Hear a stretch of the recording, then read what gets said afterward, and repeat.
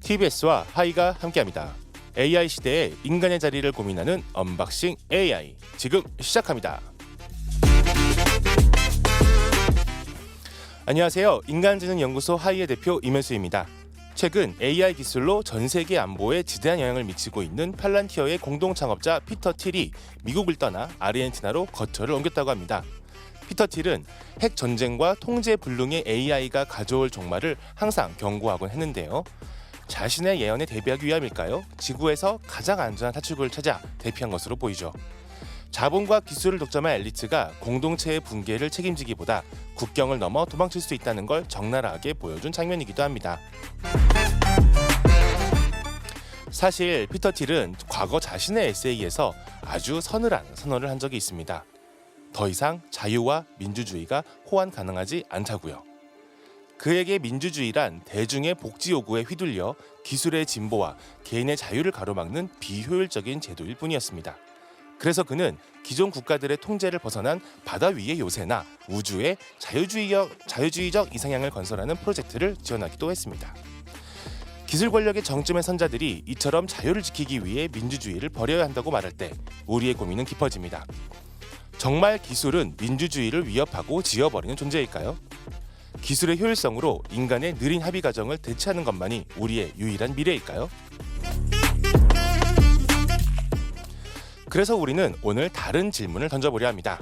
기존 시스템의 높은 비용과 폐쇄성 때문에 가로막혔던 시민들의 정치 참여가 기술로 훨씬 수월해질 수 있다면 어떨까요?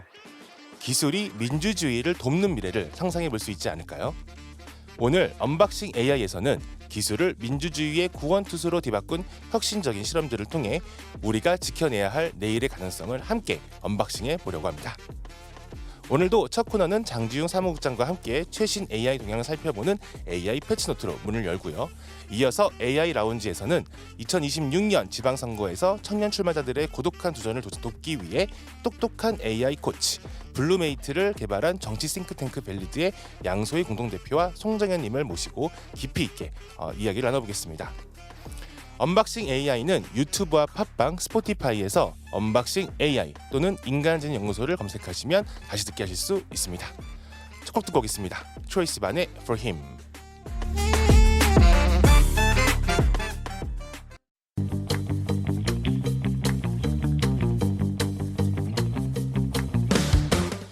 지난 2주간의 AI 소식을 알려드립니다. AI 패치노트.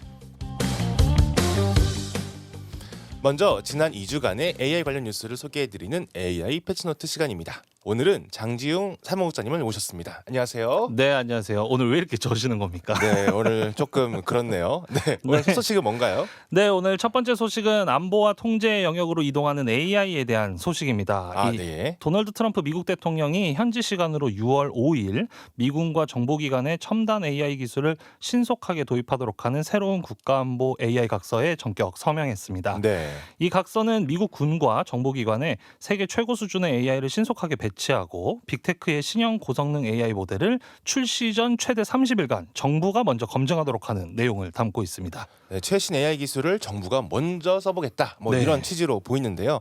네, 이번 이 각서가 또 어떤 의미를 갖고 있는 걸까요? 네, 이게 과도한 규제를 철폐해 미국 AI 기업들의 손발을 묶지 않으면서도 중국 등 적대국으로의 기술 유출을 막고 국가안보 역량을 극대화하겠다라는 트럼프식 AI 패권주의의 서막으로 분석되고 있습니다. 그렇네요. 이 미국 정부가 오픈 AI, 엔트로픽 등 초대형 AI 기업의 지분을 직접 보유하는 공공자산 펀드 구상까지 가시화되면서 이 국가가 안보 차원에서 직접 AI 산업을 통제, 육성하는 시대가 열렸다는 시각으로도 읽히고 있는 상황입니다. 이젠 정부가 AI 기업들의 지분까지 직접 보유하겠다. 네, 일단 논의하고 있는 중이다라고 전달드리고요. 네. 또한 이 트럼프 행정부의 이번 각서가 미 국방부와 정보기관이 민간의 차세대 대형 언어 모델과 고성능 AI 인프라를 지체 없이 현장에 현장에 배치하도록 규정하고 있는 상황인데요. 예.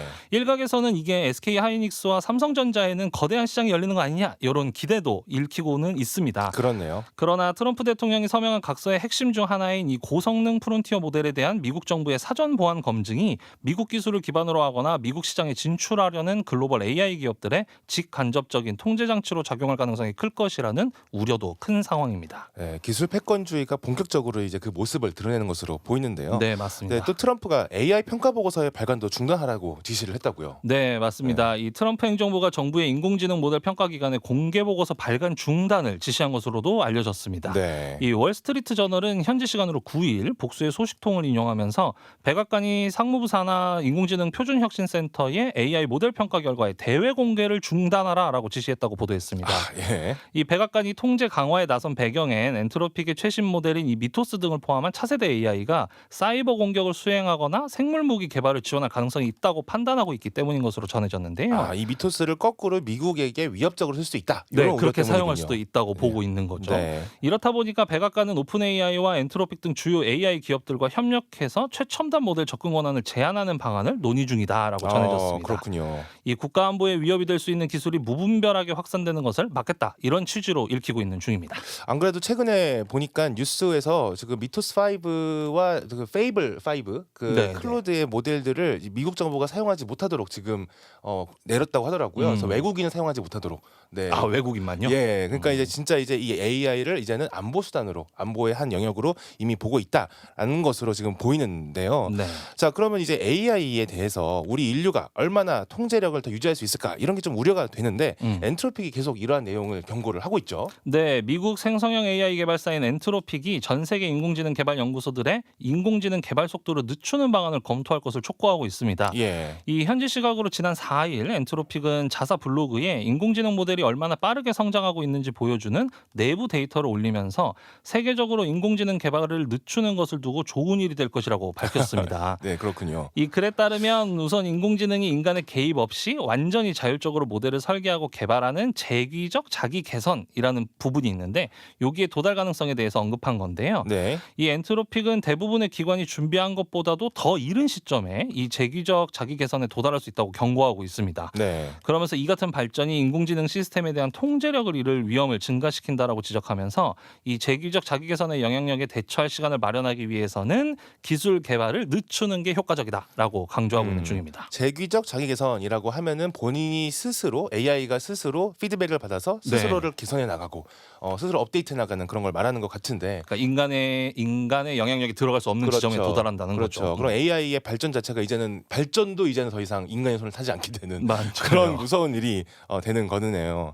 네, 그럼 다음 소식으로 넘어가 보겠습니다. 네, 다음 소식은 AI 개발의 개인정보 활용에 대한 반대 청원이 등장했다라는 소식입니다. 예. 이 지난달 정무위원회에서 통과된 개인정보보호법 개정안과 관련해서 AI 개발을 위해 사용되는 이 개인정보 활용에 대한 시민사회의 반발이 커지고 있는 상황입니다. 우리나라 소식이군요. 예, 맞습니다. 네네. 제가 우리나라라고 안 했군요. 이 우리나라 국회 전자청원회 국민동의청원회는 해당 개정안의 국회 처리를 막아달라는 청원이 올라왔고 네. 기한 내에 100명의 찬성을 받으면서 청원의 공개 여부가 현재 검토 중인 상황입니다. 네. 이 청원이 올라간 지 2일 만에 100여 명의 찬성을 얻으면서 해당 개정안에 대한 시민들의 관심이 좀 어느 정도 있다라는 부분을 좀 확인할 수 있었습니다. 네. 저희가 이 개인정보보호법 개정안에 대해서는 저희가 전달을 못 드렸던 것 같은데. 맞아요. 네. 한번 내용을 좀 소개해 주실까요? 네, 이 개인정보보호법 개정안은 지난 5월 14일 국회 정무위원회 법안 1소위와 전체 회의를 연달아 거쳐서 의결됐습니다. 네. 이 인공지능 기술 개발을 위해서 개인정보 처리상 특례를 두는 내용을 골자로 하는 개정안인데요. 네. 이 개인정보보호위원회의 심의와 의결을 거쳤을 경우에 한해서 기존에 적법하게 수집된 개인정보를 AI 기술 개발을 위해서 활용할 수 있다. 이런 내용들을 담고 있습니다. 기본적으로 AI 기술의 개인정보를 좀 더 수월하게 활용할 수 있도록 하는 그런 법안이군요. 맞습니다. 네. 이렇게 활용이 가능한 사안은 좀 구체적으로 한정을 해두긴 했는데요. 예. 익명 또는 가명 처리로는 AI 기술 개발이 곤란한 경우, 아하. 그리고 개인정보의 안전한 처리를 위한 안전장치를 마련한 경우, 예. 그리고 공공의 이익 또는 사회적 이익 증진을 위한 경우로서 정보 주체 또는 제3자의 이익을 부당하게 침해할 우려가 현저히 낮은 경우 등의 요건을 모두 충족한 때, 요때로 아하. 한정하고 있습니다. 네, 그러면은 일단은 이게 실명이 아니고서는 이제 뭐 개발이 좀 곤란하다거나 네네네. 어느 정도 안전장치가 있다거나 네. 혹은 뭐 공공의 이익이 있다거나 된다거나 뭐 이런 것들이네요. 네네네. 네. 근데 이제 이 부분에 대해서 상임위 위원들도 사실 이 법안을 통과시키는 과정에서 네. 개인정보 유출 가능성을 철저히 차단해야 된다고 반복적으로 주문하기는 한 상황입니다. 네, 사실 이게 뭐 세 가지를 모두 충족해야 한다고는 하지만 사실 웬만한 AI 기술들이 여기에 충족할 것 같은 그런 느낌이 좀 들거든요. 제가 볼 때는. 네. 그렇다면 이제 이 시민사회 반발은 좀 어느 지점에서 반발하고 있을까요? 네, 여기에 관련해서 지금 디지털 정의 네트워크, 민주사회를 위한 변호사 모임, 디지털 네. 정보위원회, 그다음에 정보인권연구소, 참여연대 이렇게가 지난 15일에 규탄 성명을 발표하긴 했어요. 예. 네, 이 내용을 보면 우선 AI 개발을 위해서 가명 처리나 익명 처리도 없이 개인정보의 원본을 활용하는 것에 일단 큰 우려를 표하고 있는 상황입니다. 네. 그리고 추가적으로 이번 개정안이 AI라는 특정 산업을 위해서 이 개인정보의 보호 원칙을 훼손하고 있는 것이 맞느냐라는 비판의 지점도 함께 제기하고 있는 상황입니다. 네. 이게 그 또 이런 데이터를 보시는 분들은 이 익명화한 데이터가 사실은 그렇게 가치가 높지가 않다. 네, 그렇다고 그러니까, 하더라고요. 네, 그러니까 우리가 실명으로 돼서 이 한 사람의 프로파일을 온전히 알 수 있어야만 이 데이터의 가치가 높다라는 점 때문에 이 AI 업계와 또 기술 업계에서는 이거를 그대로 좀 사용하고 싶어하는 그런 이야기들이 있는 것 같은데요. 한편 이제 옆나라 일본도 요즘에 AI 드라이브를 걸면서 이 네. 개인정보보호법 개정안을 좀 통과시켰다고요? 네, 맞습니다. 일본도 딱 이게 우연인지 모르겠지만 네. 저희와 비슷한 시기에 이 개인정보보호법 개정안을 중의원에서 통과시켰습니다. 아, 그렇군요. 이 지난 26일 얘기인데요. 예. 이 교도통신 등에 따르면 해당 법안은 중의원 본회의에서 가결되면서 네. 이 일본 정부는 자국 AI 개발에 필요한 데이터 이용을 뒷받침하면서 오남용에 대한 사후 제재를 강화하는 방침을 앞으로 해나가겠다고 밝혔습니다. 이게 들어보니까 사후 제재를 강화하겠다는 얘기는 일단 네. 쓰도록 하겠다는 얘기네요. 맞습니다. 그 우리나라 정부가 가려고 하는 방향이랑 좀 비슷하게 예, 움직이고 그렇네요. 있는 것 같은데 예. 다만 이제 일본의 경우는 AI 개발에 필요한 데이터 이용을 전면적으로 허용한 것은 아닌 것으로 알려졌습니다. 네. 이 부분은 이제 우리나라랑 지금 다른 상황인데요. 네. 핵심은 이 통계 작성 등 용도에 한정한 개인 동의를 면제하는 것을 담고 있다고 합니다. 통계 작성 등. 네. 그래서 이제 AI 개발도 일단 이 범위 안에 포함된다고는 전해졌는데요. 아, 예. 그 우리나라 개정안과의 차이가 있다면 이제 개인을 알아볼 수 없는 통계 작성과 AI 개발 용도라면 본인의 동의를 받지 않아도 된다라는 그렇군요. 지점으로 한정하고 있습니다. 예. 어쨌든 이번 조치는 일본도 AI 경쟁력 확보를 위해서 관련된 규제를 좀 일부 낮추고 대신 위반할 때의 제재를 강화하는 방식으로 정책을 좀 바꿔나가고 있다라는 지점으로 해석되고 있습니다. 네, 이게 첫 번째 소식이랑 조금 연결되는 것 같기도 한데 이제 국가들 간의 이 AI를 통한 그 안보 이슈와 또 경제 개발 이슈에 있어서 훨씬 더 이제 각국의 어떤 드라이브를 가져가려는 분위기가 있으면서 계속 이런 관련된 규제들을 풀어나가는 분위기로 좀 있는 것 같다 좀 보입니다. 네, 마지막 소식으로 넘어가 보겠습니다. 네, 이제 마지막 소식입니다. 어쩌면 광고일지도 모를 이 AI 추천 치료에 대한 우려가 담긴 논문이 등장했다는 소식입니다. AI 추천 치료 이게 뭘까요? 네. 이 AI 기반 임상 의사결정 지원 도구가 빠르게 의료 현장에 들어오고 있다고 전해졌어요. 네. 이 의사가 자연어로 이제 질문을 하면 예. 그 감별 진단, 치료 선택지, 관련 근거 이런 것들을 이제 AI가 정리해서 이제 전달해 주는 방식인데요. AI가 이제 치료 방법을 추천하는 거군요. 네. 네. 근데 이런 상황에서 세계적으로 권위 있다고 알려진 의학 학술지인 자마라는 이 학술지가 있는데 여기에 게재된 뷰포인트 논문을 통해서 AI 기반 임상 의사결정 지원 도구가 무료로 제공되는 대신에 광고 기반 수익 모델을 만약에 택하게 되면 생길 수 있는 문제를 짚어내고 있습니다. 그래서 우리가 고민해야 되는 지점이 여기 있다라고 좀 지적하고 강조하고 있는 논문이 발표됐습니다. 이 광고 기반이면 그럼 이 AI 추천 모델을 쓸 때 광고가 뜨는 건가요? 아니면은 추천 치료 방법을 제안을 할 때 그게 광고가 이렇게 섞여 들어가는 건가요? 그 이제 추천 치료를 할 때 저가 예상했던 건 이제 물론 이건 논문이라 글이지만 그 우리 일반적으로 뭐 어떤 특정한 웹사이트에 들어갔을 때 그 물건을 사려고 할 때 비슷한 것이 이렇게 오른쪽 하단 창에 이렇게 스멀스멀 올라오는 경우들 있잖아요. 그런 느낌이지 않을까 싶습니다. 그 참 우리가 미처 생각해보지 못했던 분야인 것 같아요. 이거 아무래도 의사들만 쓰는 그런 프로그램일 테니까. 그럼 이 논문의 핵심 내용은 뭔가요? 네, 이 논문은 이제 스탠퍼드 의과대학의 니나싱 박사와 스탠퍼드 법학전문대학원의 미셸 멜로 교수가 공동 집필한 논문인데요. 이 AI 임상 도구에 탑재되는 광고가 기존의 의학 저널이나 학회장의 광고보다 의사에게 훨씬 더 강력하고 미묘한 영향을 미치고 있다라고 경고하고 있는 겁니다. 의사의 판단에 영향을 미친다는 거군요. 네.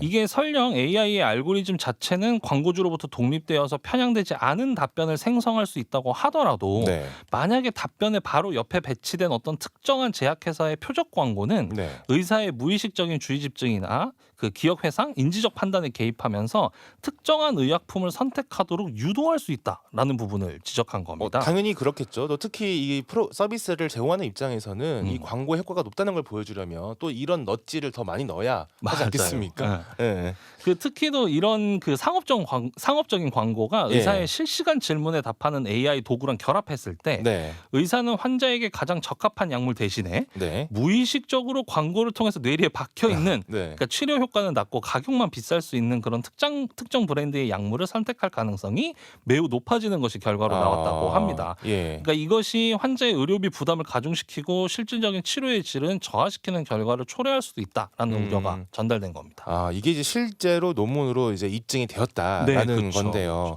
이게 이제 의료보건 영역이기 때문에 아무래도 이제 의료인이 아닌 우리 일반인들은 쉽게 알 수 없는 영역이라서 이 논문 속에 이 논문이 경고하고 있는 이 지점이 조금은 낯설기도 하고 조금은 두렵기도 한 그런 미래인 것 같은데요. 맞아요. 이게 안전장치는 따로 없는 건가요? 네, 이 논문의 저자들은 이 광고 기반 모델이 유용한 AI 기술의 장벽을 낮추면서 접근성을 높일 수 있다는 현실적인 유용성은 인정하고 있습니다. 예, 그렇죠. 다만 이것을 통제하기 위해서는 좀 4가지 윤리적 안전장치가 필요하다라고 제안을 하고 있어요. 네. 일단 하나는 알고리즘과 광고를 철저하게 분리하는 것, 완전히 독립시키는 것이 필요하고 예. 그리고 광고를 지금 사실 우리가 인터넷에서도 많이 느끼지만 이것이 광고인가 아닌가 혼란스러울 때도 그렇죠. 있잖아요. 네. 명확하고 투명하게 이것은 광고입니다라고 표시하는 제도가 필요하다. 네. 그리고 세 번째는 검색 질문 기반의 그 타겟팅을 하는 것을 좀 제한하는 방안이 필요하다. 예. 마지막으로는 전자 의무 기록 내부에 광고는 넣지 말아달라라는 4가지 안을 일단 제안은 했습니다. 네. 근데 어쨌건 이 지금 소개해드리는 내용은 의료 현안에만 관련된 부분이긴 하지만 저희 예전에 방송에서 그 퓨처스포 때 사실 대표님이 다루셨던 영화 중에 하나 있었잖아요. 맞습니다. 그 네. 우리가 일상적으로 무료로 사용하고 있는 어떠한 AI 플랫폼에 광고 모델이 결합되기 시작할 때 네. 이 인간이 선택할 수 있는 어떤 영향력이나 이런 것들이 얼마나 제한될 수 있는지를 보여줄 수 있는 사례인 거고 네. 이것이 이 일반인들은 잘 알 수 없는 이 의료 영역에 들어올 경우엔 더 예상보다 그 우려되는 지점이 더 크다라는 지점은 기억해 주시면 좋을 것 같아요. 네, 요즘 AI 기업들이 수익성 모델 때문에 고민이 많은데 사실 이런 광고를 앞으로 더 교묘하게 활용을 하고 이로써 자신들의 수익성을 높이려고 하는 그런 요인이 분명히 있을 것 같거든요. 이게 교묘하면 교묘할수록 더 광고 효과가 높아질 것이기 때문에 앞으로가 조금 더 우려가 되는 그런 상황입니다. 네, 오늘도 아주 AI 소식들이 아주 넘쳐났는데요. 네. 네. 지난 2주간의 AI 소식을 한번 들어봤습니다. 네, 사무국장님 감사합니다. 네, 감사합니다. 네, 오늘 저희가 알려드린 소식 외에도 인간지능 연구소의 뉴스레터를 통해서 더 많은 소식을 접하실 수 있습니다. 네, 다음 코너로 넘어가기 전에 노래 한 곡 듣고 오겠습니다. 아리아나 그란데의 One Last Time.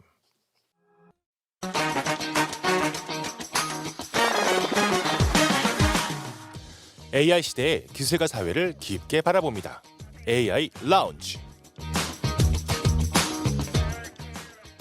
오늘 AI 라운지에서는 기술이 민주주의를 파괴할 것이다 라는 암울한 경고 속에서 오히려 기술로 더 다정하고 똑똑한 민주주의를 만들 수 있다고 하는 것을 현장에서 증명하고자 힘을 쓰고 계신 두 분을 모셨습니다. 정치 싱크탱크 벨리드의 양소희 공동대표님 그리고 벨리드의 지방선거 AX TF팀의 송정현님입니다. 어서 오세요. 안녕하세요. 안녕하세요. 반갑습니다. 네, 안녕하세요. 네, 오늘 아마 청취자분들과 처음 만나시는 거니까 한번 각자 한번 소개를 부탁드리겠습니다. 네, 안녕하세요. 저는 소개받은 정치 싱크탱크 벨리드의 공동대표이고 디지털 전환팀으로도 활동하고 있는 양소희입니다. 반갑습니다. 네. 예, 안녕하세요. 저는 소개받은 송정현이라고 하고요. 네. 그 프론트엔드 백엔드 워크플로우 연결하는 그런 역할을 했습니다. 반갑습니다. 예, 반갑습니다. 네, 이 싱크탱크라고 하면 사실 우리가 한국에서는 좀 낯선 개념인 것 같아요. 그래서 지금 이 벨리드가 어떤 조직인지 좀 소개 한번 부탁드리겠습니다.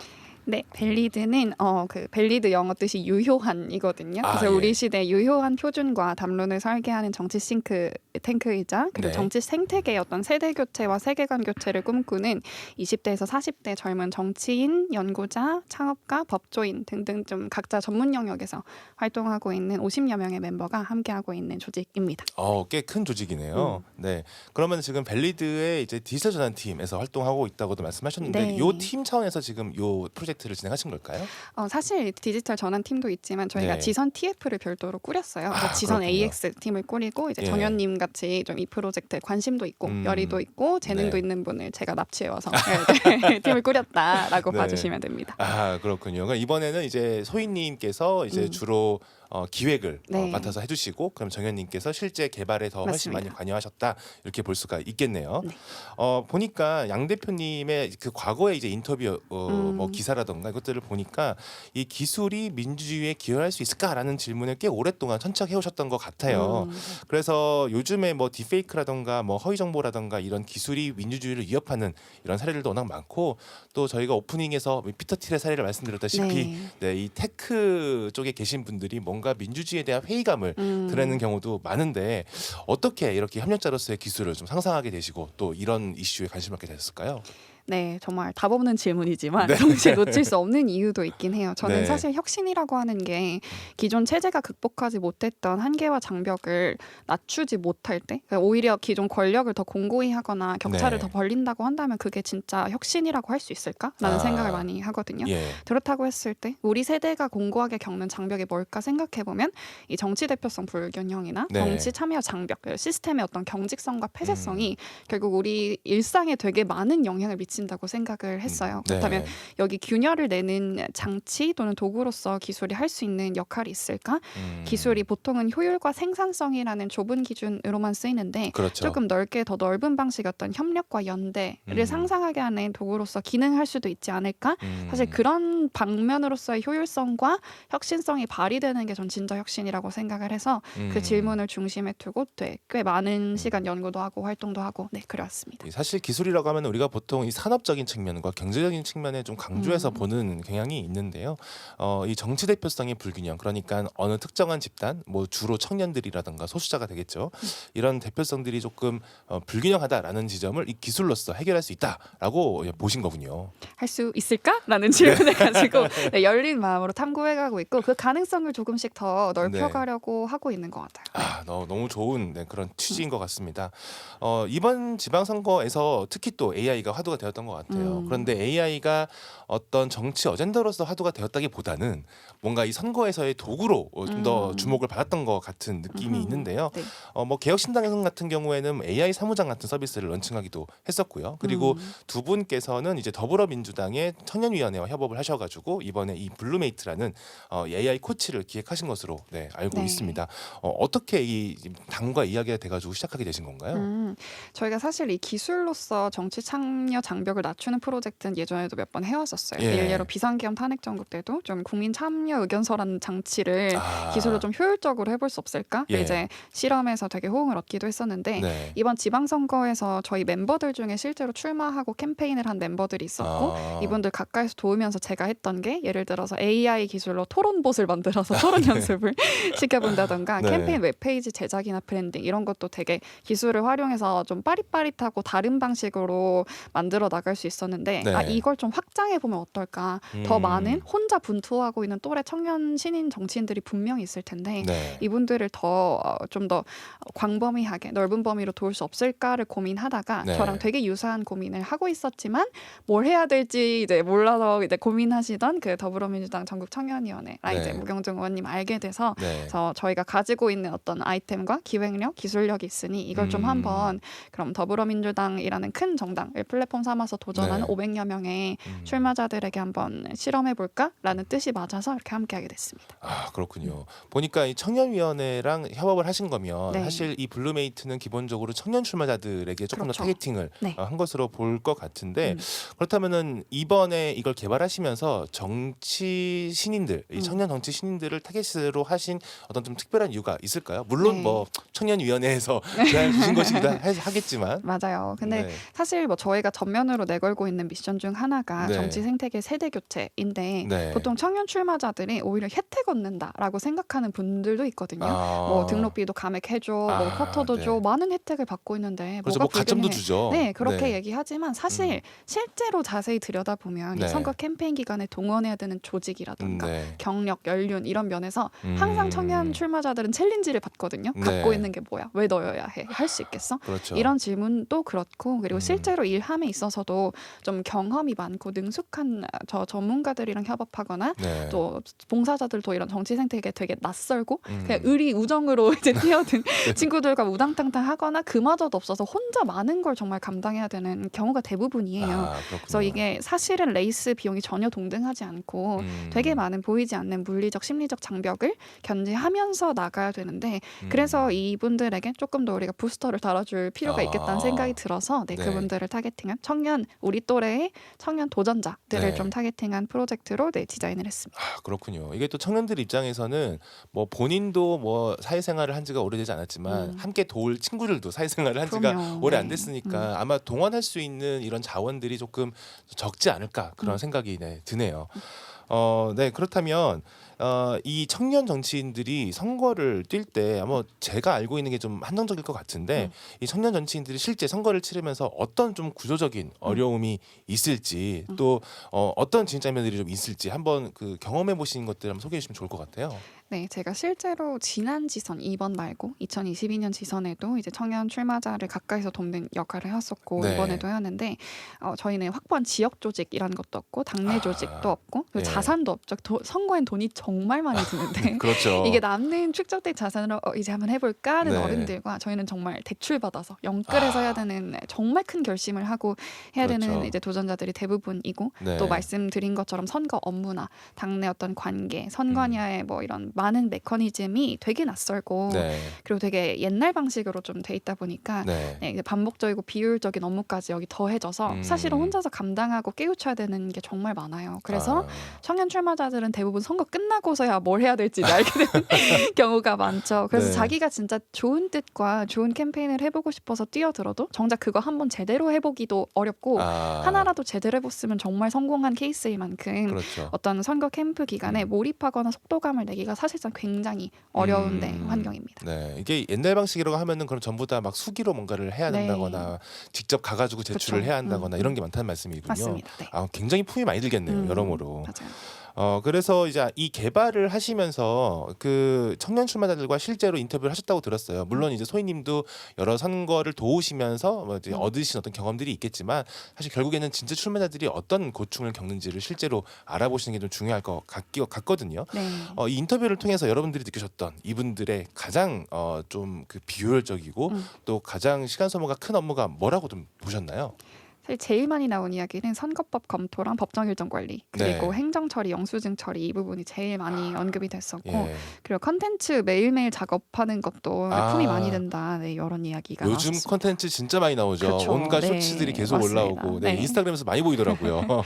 거기다 이제 당 브랜딩까지 이제 녹여서 만들어야 되거든요. 그래서 그렇게요. 그런 네, 것들도 되게 많이 시간이 든다라는 얘기해 주셨어요. 그렇군요. 그렇다면 이 블루메이트의 주요 기능들 어떤 게 있을지 한번 소개해 주실 수 있을까요?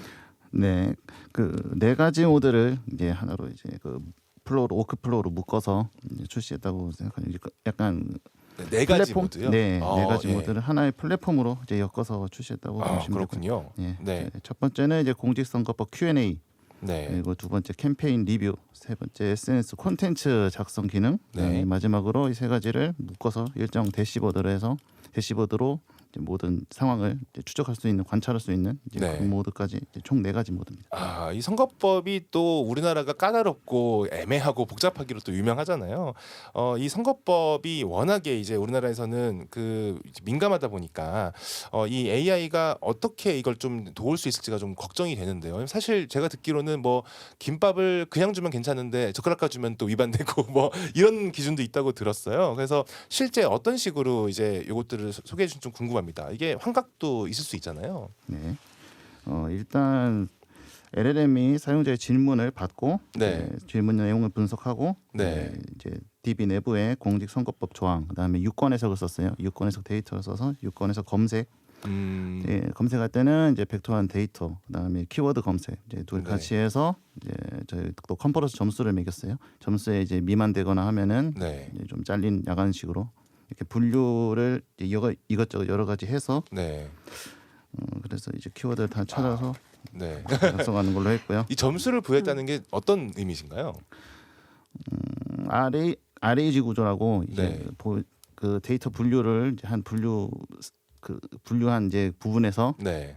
그 약간 그 두 개의 저기 프론티어 모델을 썼거든요. 네. 그 프론티어 모델들이 두 개를 이제 평가. 하나는 이제 답변을 작성하고 네. 이제 하나는 이제 그 답변을 작성한 이제 부분을 평가하면서 이제 그렇게 해서 점수를 매겨서 점수에 네. 미달된 부분은 이제 커트. 좀 아쉬운 부분은 이제 그 직접 이제 법률 전문가한테 문의하는 뭐 약간 이런 식으로 환각을 줄이기 위해서 그렇군요. 장치의 부분이 있습니다. 정 의원님이 얼마나 이걸 정말 심혈을 기울여서 작업하셨냐면 네. 제가 PM이니까 QA라고 제품 검증이라는 걸 하거든요. 네, 그렇죠. 너무나 엄격하게 해놔서 처음에는 기본적인 질문 다 모르겠습니다. 나온 거. 얘가 조금이라도 불확실하면 다 이제 에러 처리를 해버린 거예요. 그래서 정 의원님 이거 왜 답변 출력이 안 될까요? 했는데 알고 보니 할루시네이션이나 이런 것들을 굉장히 엄격하게 네, 체계화해가지고 좀 그랬는데 나중에는 이제 허들도 잘 조정해 주셔서 네, 정말 네, 잘 작동이 됐었습니다. 아무튼 굉장히 심혈을 기울여서 이 부분을 네, 설계해 주셨어요. AI가 AI를 서로 검증하도록 만들어서 결과를 출력을 했다. 이런 말씀인 거네요.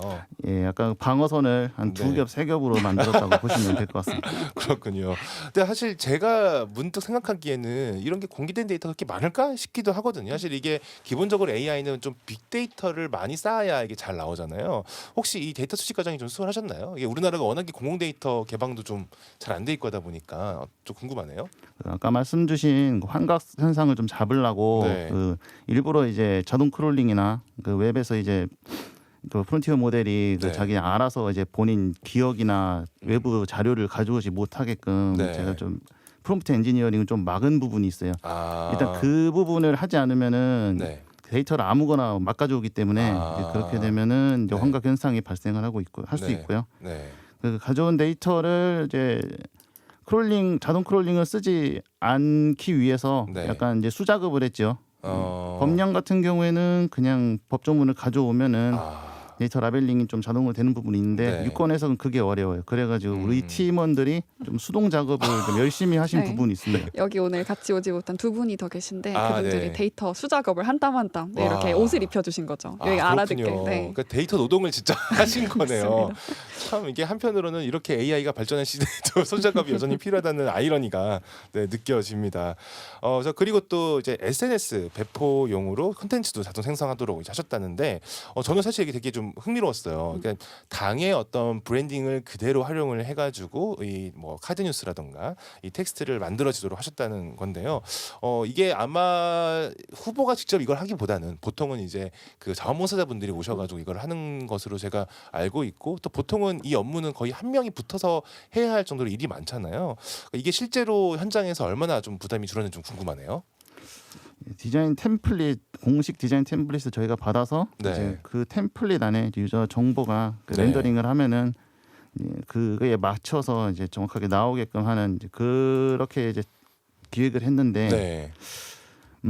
그 예측 가능한 결과물이 나오게끔 하는 거는 이제 의도적으로 성공을 했는데 네. 이제 약간 그게 개성적으로 나오게끔 했는가 약간 이런 의문이 있어서 좀 아쉬운 부분도 있어요. 약간 개성적으로라는 말씀은 그러면 이 후보들이 너무 브랜딩에 너무 충실해서 이게 후보들만의 어떤 특색이 좀 드러나지 않았다 이런 말씀일까요? 그렇죠. 생각해 보니까 네. 이제 후보들만의 이제 특색과 개성이 좀 드러나야 되지 않겠습니까? 네, 그렇죠. 예, 이제 약간 홍보 차원에서 이제 하는 거니까 약간 피그마처럼 좀 이제 그 부분을 좀 조작할 수 있게끔 유저가 좀 조절할 수 있게끔 이제 그렇게 했으면 좋았을 것 같다는 생각은 드는데 네. 아무래도 현실적인 문제 때문에 거기까지 가지는 못했죠.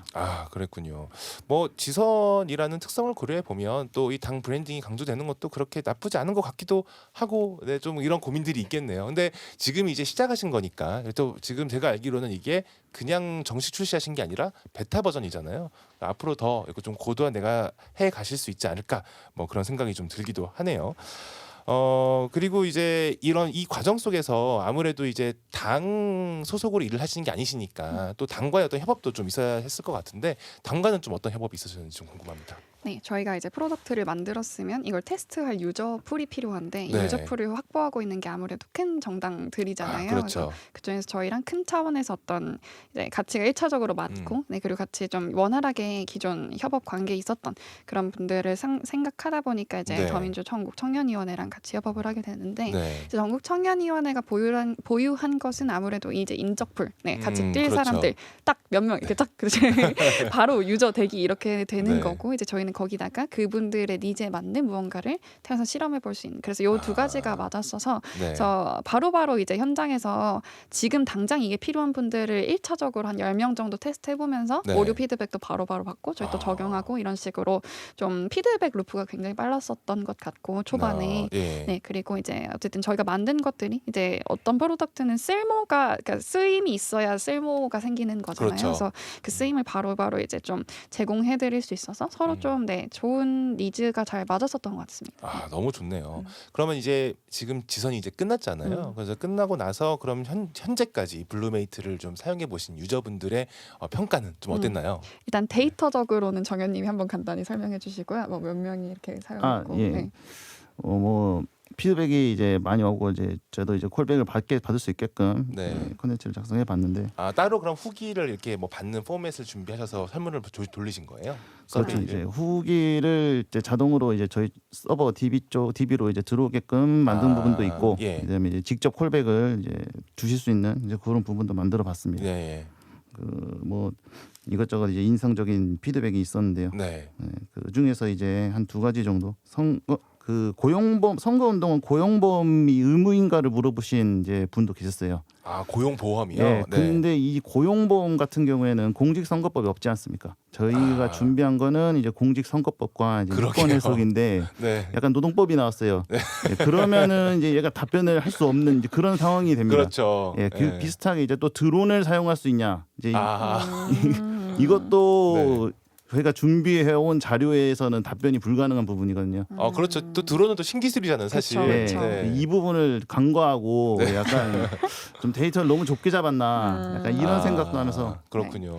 한편으로는 저는 또 받았던 피드백 중에 인상적이었던 것이 네. 이제 사용해보고 성관이에 연락 좀 덜해서 돼서 너무 좋다라고 이게 출마자들한테 진짜 고충이거든요. 뭐 하나하나 할 때마다 다 네. 검사받고 또 대기 시간도 되게 길어요. 한번 그렇죠. 연결되기도 어렵고 네. 확인했는데 다 기획했는데 갑자기 안 된다고 어그러지는 경우도 많은데 네. 1차적으로 얘가 필터링 해줘서 약간 위험합니다. 아니면은 이건 될 것 같습니다라는 네. 판별을 그래도 해주니까 네. 그 소통 비용이 훅 줄어서 너무너무 전화 포비아가 있었는데 좀 줄어서 네. 좋다라는 피드백도 저는 기억이 납니다. 또 이게 네. 출마자들에게는 선관위가 약간 저승사자 같기도 하고 무서워요. 무섭잖아요, 네, 사실. 그쵸, 그쵸. 네, 그러니까 전화하는 것도 사실 조심스럽겠죠. 그럼요. 네. 그래서 정말 이게 고생 많이 하셨던 것 같은데 그럼 이제 이번에 한 경험을 해보시니까 앞으로 좀 이렇게 더 개선해보면 좋겠는데 뭐 혹은 아쉬웠던 점 이런 게 있을까요? 저 네. 같은 경우에는 유저풀이 조금 더 다양했으면 좋겠다는 생각도 있고 네. 그 일단 저희가 지금 청년 출마자만 일단 타겟을 해봤었잖아요. 그래서 네. 다양한 유저풀로 확대했을 때 뭐 또 다른 잡히는 변화가 있을까가 약간 궁금하기도 하고 네. 그리고 저희가 지금 개발 기간이 사실 엄청 짧았어요. 3주 좀 덜 됐어요.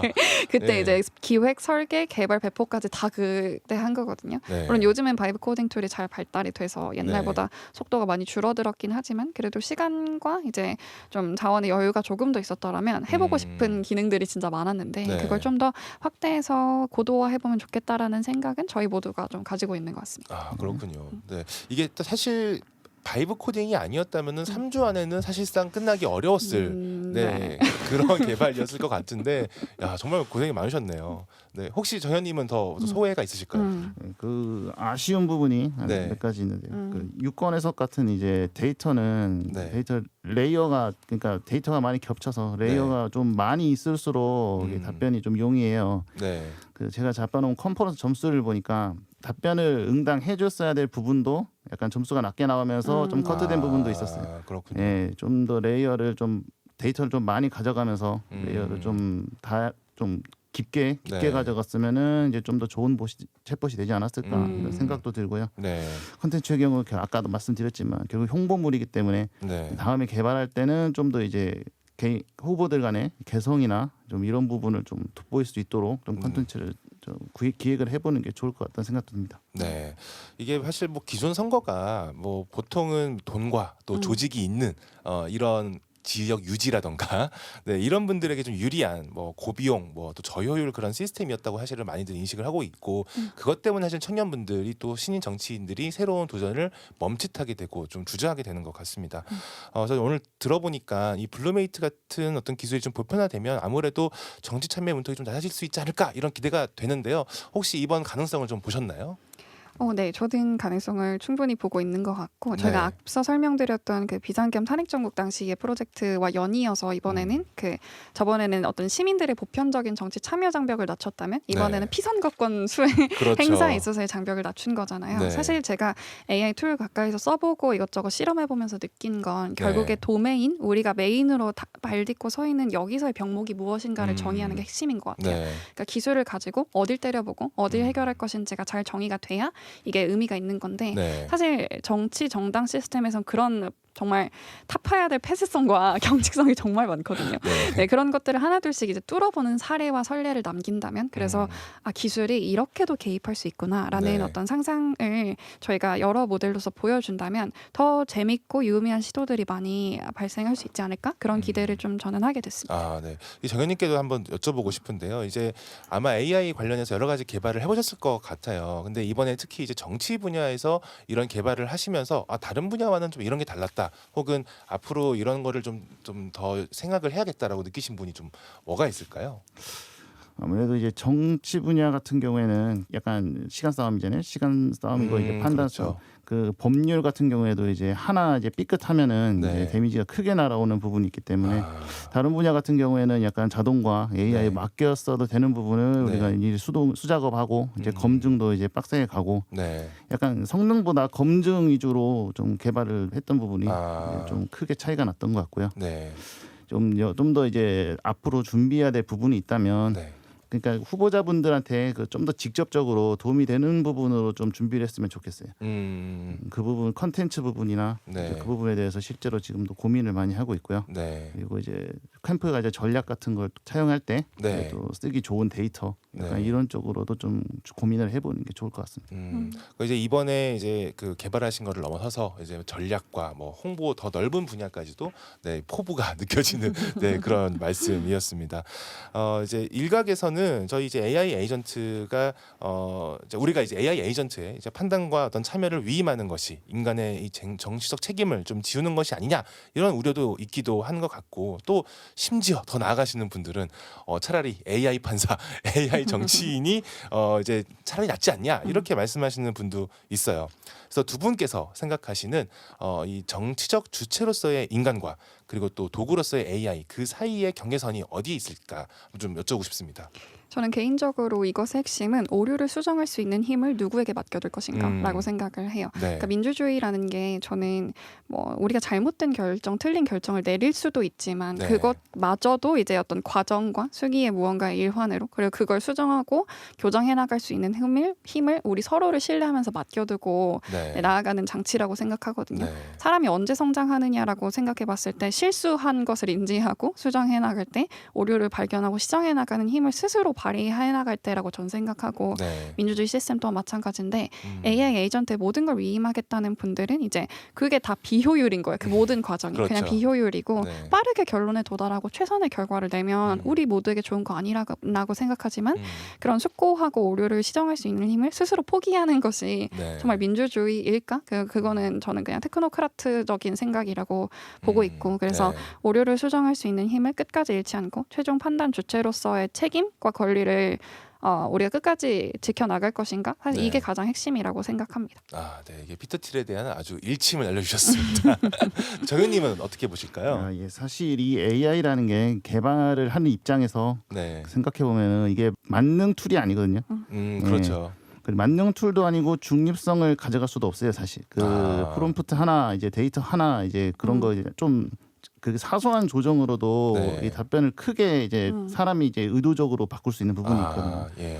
그래서 이걸 만능으로 사용하는 거는 이제 무리가 있고요. 네. 제 생각에는 이제 그 인간이 본인이 주체라는 틀을 가지고 네. AI는 좀 툴에 불과하다. 약간 이런 좀 의식을 좀 가지고 갔으면 좋겠고 네. 그 AI도 그 본인이 이제 만능이 아니라는 거 판단 과정을 좀 투명하게 보여주면서 본인이 좀 이제 애매하다 틀렸다 좀 이런 거는 이제 솔직하게 애매하다 틀렸다 이렇게 얘기를 할 수 있게끔 좀 개발하는 방향을 가졌으면 좋겠습니다. 네, AI 투명성에 대한 또 어떤 그 함의까지도 네, 던져 주셨습니다.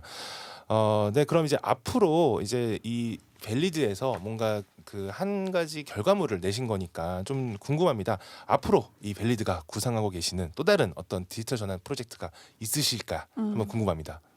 이번에 이제 여러 가지 이제 콘텐츠를 좀 더 생각해 보면서 네. 약간 6.3 지방선거도 좀 보고 그랬는데요. 네. 보니까 이제 생각보다 이제 조사와 통계 부분에 좀 약점이 있다. 예를 들어서 여론조사 같은지 예. 이번에 틀렸죠. 좀 그러게요. 그렇죠. 약간 예. 그런 부분 이런 게 좀 틀리거나 좀 현실과 좀 괴리가 생기면은 캠프나 이런 쪽에서도 전략 잡을 때 좀 굉장히 피해를 많이 볼 것 같아요. 네, 그렇죠. 그런 부분을 이제 좀 통계 모듈이나 좀 기법으로 좀 잡을 수 있는 부분이 있지 않나.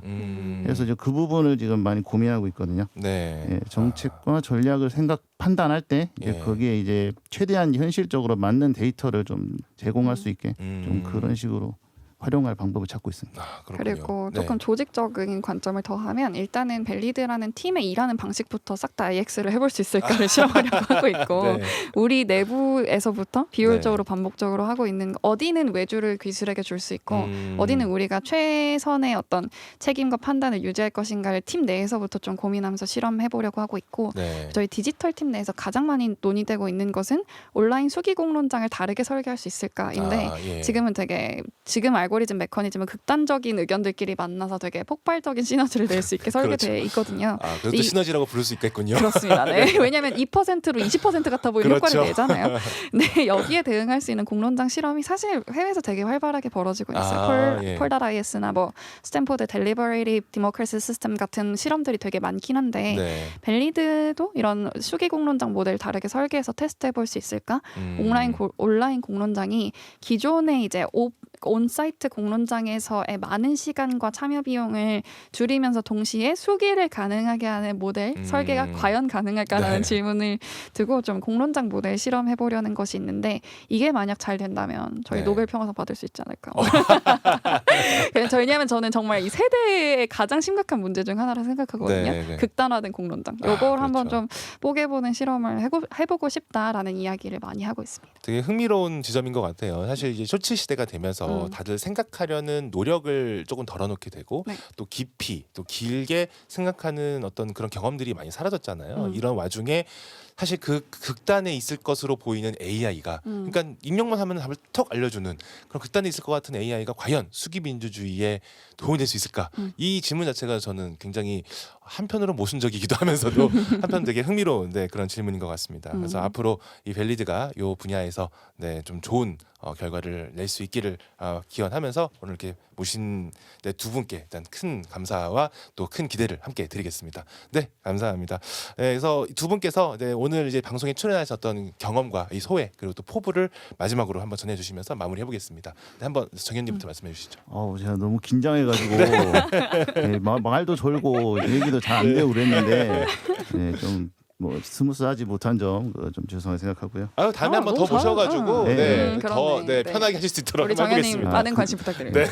그때면 좀 더 잘할 수 있을 것 같습니다. 네, 뭐 경험이 많으시니까 한번 또 모시죠. 네. 그리고 지금 뭐 개혁신당도 있고 약간 네. 정치 분야에서 좀 AI를 활용하고자 하는 이런 네. 시도가 이제 지금 약간 출발점이라고 보고요. 예. 아마 다음 선거나 다다음 선거 정도 되면은 약간 게임 체인저가 될 만한 물건이 어디선가 나오지 않을까.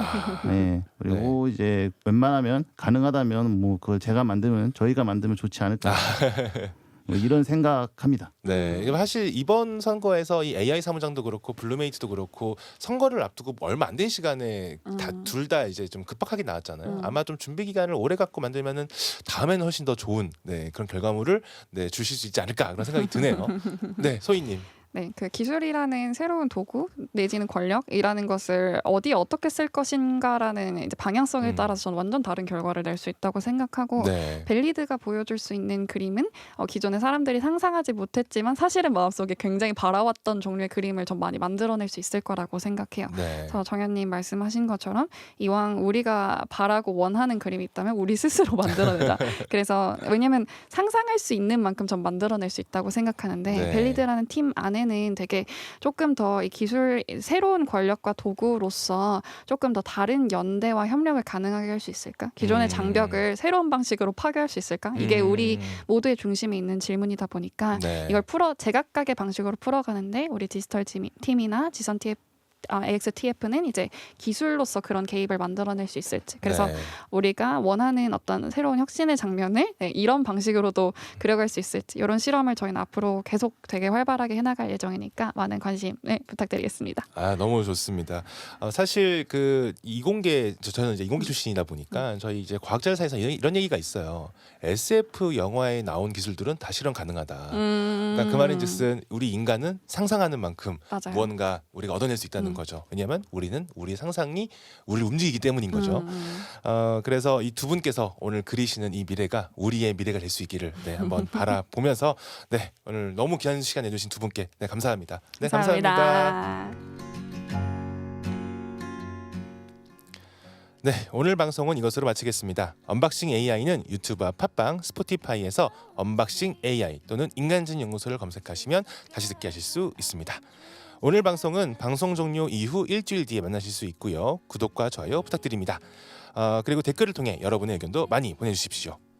마지막 곡으로 키라 나이틀리가 부릅니다. 론스타스. 지금까지 TBS와 하이가 함께하는 언박싱 AI였습니다. 다음에 또 만나요. 안녕.